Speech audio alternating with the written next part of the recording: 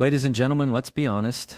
How many of you have ever had a thought like, I'm not good enough? Or, what if I fail? Or, they're all judging me.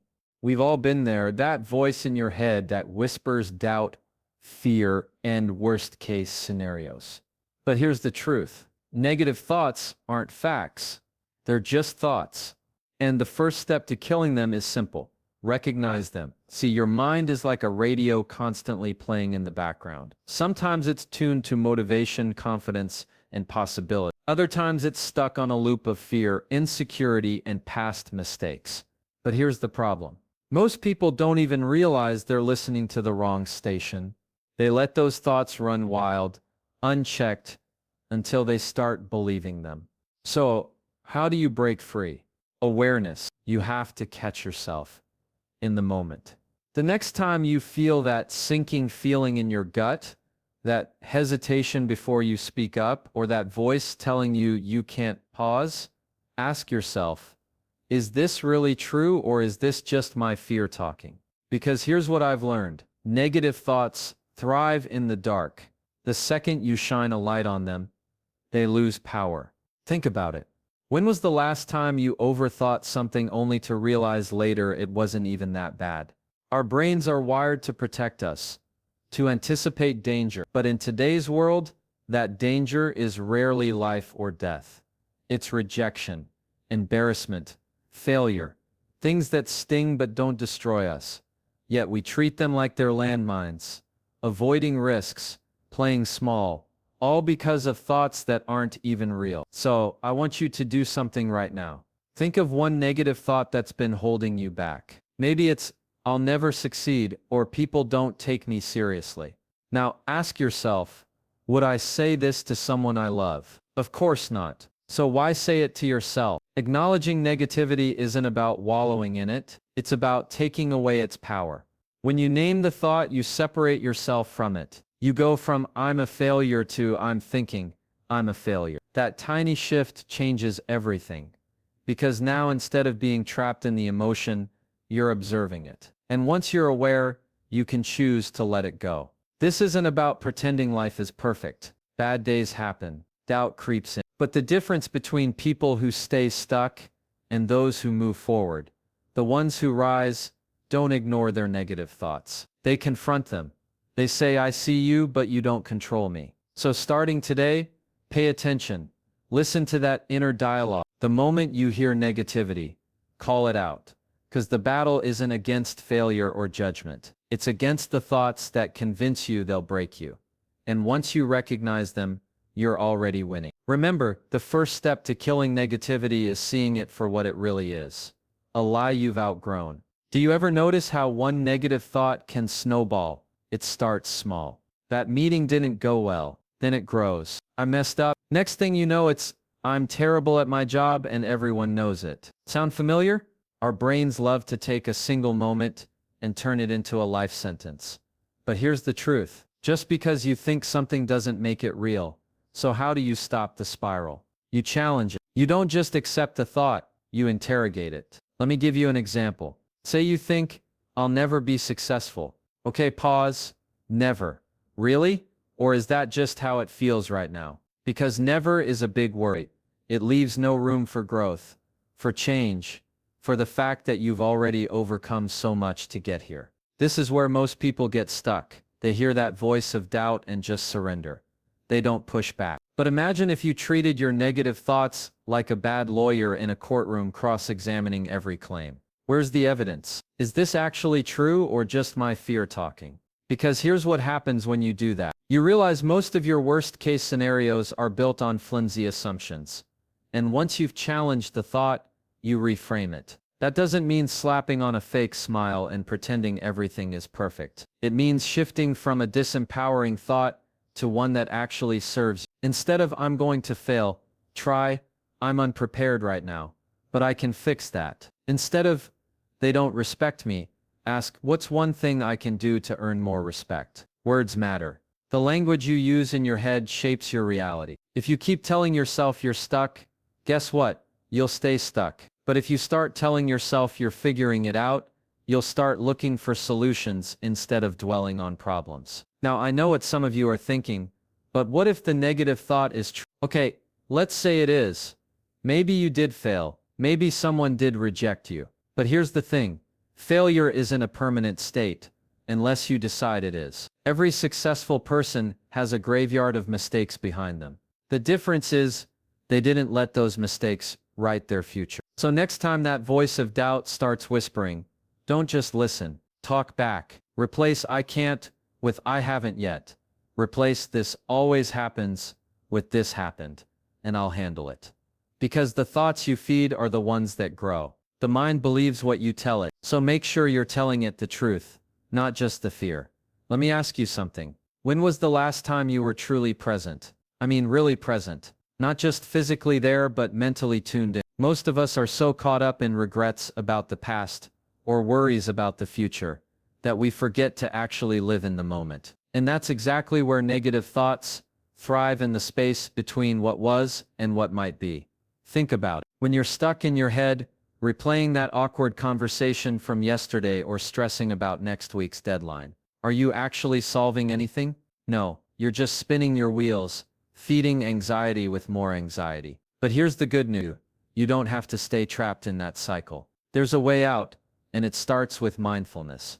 Now I know what some of you are thinking. Mindfulness? That's just sitting cross-legged and humming, right? Not even close. Mindfulness is simply the practice of being aware of your thoughts, your emotions, your surroundings, without judgment. It's noticing that negative thought and saying, "Ah, that's interesting," instead of, "Oh no, this means I'm a failure." Try this right now. Take a deep breath in. Feel the air filling your lungs. Now let it out slowly. Did you notice how for those few seconds, your mind had to focus on just that? That's mindfulness. It's not about emptying your head, it's about observing what's in it. Because when you do that, something powerful happens. You realize you are not your thoughts. You're the one watching them. And that's where the magic happens. When you create that little bit of space between you and your emotions, you gain control. Instead of reacting to every negative thought like it's a fire alarm fire, you can pause and ask, is this worth my energy? Most of the time, the answer is no. But mindfulness isn't just about breathing exercises. It's about bringing that same awareness into your daily life. When you're eating, actually taste your food.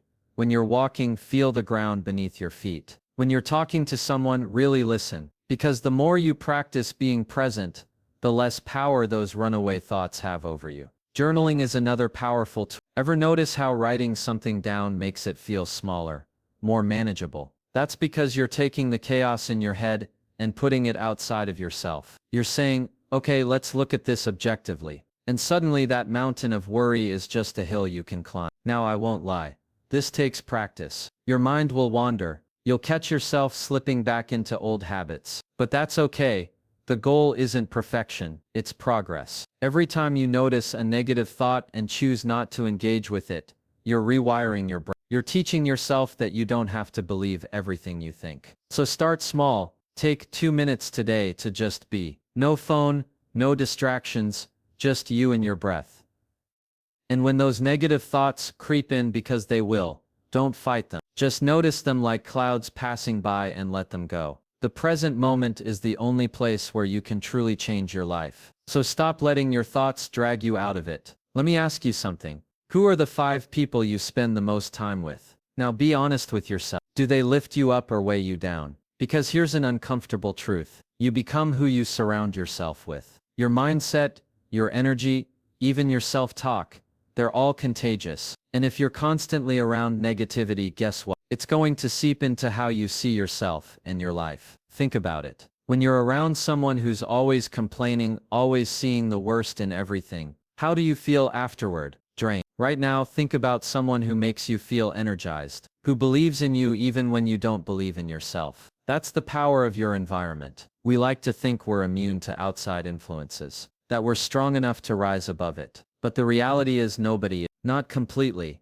This isn't just about people either. It's about what you consume, the shows you watch, the social media you scroll through, the news you absorb. If the first thing you do in the morning is check your phone and see a flood of negativity, how do you think that's going to set the tone for your day? You're essentially starting every morning by pouring poison into your mind, and then wondering why you feel sad. Now, I'm not saying you need to cut people out of your life or live in some kind of positivity bubble, but you do need to start being intentional. Ask yourself, does this person, this habit, this environment help me grow or hold me back? And if it's holding you back, you need to set boundaries. That might mean limiting time with certain people. It might mean unfollowing accounts that make you feel inadequate. It might mean creating new routines that feed your mind instead of starving it. And here's the beautiful part. When you start surrounding yourself with positivity, something incredible happens. You start to change without even trying. You begin to adopt the mindset of the people you admire. You catch yourself thinking more optimistically. You start believing in possibilities you never would have considered before. That's not magic. That's just how human psychology works. We mirror what we're exposed to. So start curating your environment, like your mental health depends on it. Because it does. Find your tribe, the people who challenge you to be better but love you as you are. Fill your feed with inspiration instead of comparison. Create spaces both physical and digital that feel uplifting instead of draining. And remember, you teach people how to treat you by what you tolerate. If you allow negativity, it will stay. But if you demand better for yourself, the right people and opportunities will rise to meet you. Your environment is the invisible hand that shapes your life. Make sure it's pushing you forward, not holding you. Let me tell you something you already know but probably avoid facing. Your negative thought love paralysis. They thrive in stagnation. The longer you sit with what if, the louder it grows. But here's the secret no one tells you. Action isn't just the result of confidence. It's the creator of it. Think about the last time you were scared to do something, but did it anyway. Maybe it was speaking up in a meeting, asking someone out, or starting that project you've been putting off. Remember how the fear was worse before you took action. How the moment you actually started moving, the weight began to lift. That's because negative thoughts are like guard dogs. They bark loudest at the gate, but once you stepped through, they often just disappear. Here's the brutal truth. You'll never feel ready. The perfect moment doesn't exist. That voice saying just one more day or I need to prepare more isn't protecting you. It's imprisoning you. Because here's what really happens when you wait. Nothing. Time passes. Opportunities. And that negative narrative in your head, it grows stronger, whispering, "See, I told you you couldn't do it. See, I told you you couldn't do it." But when you act, even imperfectly, you rewrite the script. Every small step proves to your brain that the fear was lying. That presentation you nailed, it chips away at "I'm terrible at public speaking." That difficult conversation you initiated, it undermines "I'm bad at confrontation." Action is the antidote to the poison of negative thinking. Now, I'm not saying the fear vanishes. It doesn't. You'll still feel it in your throat, your stomach, that tightness in your chest. But here's the shift that changes everything. Instead of waiting for the fear to leave before you act with the fear. You say, "I see you, fear, but you're not the boss." Because courage isn't the absence of fear, it's moving forward despite it. And here's something powerful to remember. Your brain can't focus on action and anxiety at the same time. When you're doing, you're not brooding. That's why the busiest people often seem the most positive. Not because their lives are easier, but because they're too engaged in moving forward to get stuck in their own heads. So start small if you have to. That email you've been avoiding, write it now, not perfectly, just write. That call you're dreading, make it before you can think twice. Break the cycle of overthinking by doing something, anything that proves to yourself you're not at the mercy of your thoughts. Because here's what's really happening. When you don't act, you're not avoiding failure. You're guaranteeing it. The failure of never trying. The failure of letting fear win. And that's the only failure that should truly scare you. The bridge between where you are and where you want to be isn't thought, it's action. Start building it today. Let me ask you something. When was the last time you stopped to appreciate what's right in your life? Not what's missing, not what's broken, not what you wish was different, but what's actually good. Because here's what I've learned. Negative thoughts can't survive in a mind that's focused on gratitude. Think about it. Our brains are wired like Velcro for the bad and Teflon for the good. One criticism sticks with us for weeks, but a dozen compliments, they slide right off. We remember the one thing that went wrong instead of the 10 that went right. And over time, that imbalance distorts everything. It makes us see our lives as worse than they are, ourselves as weaker than we are, and our futures as darker than they could be.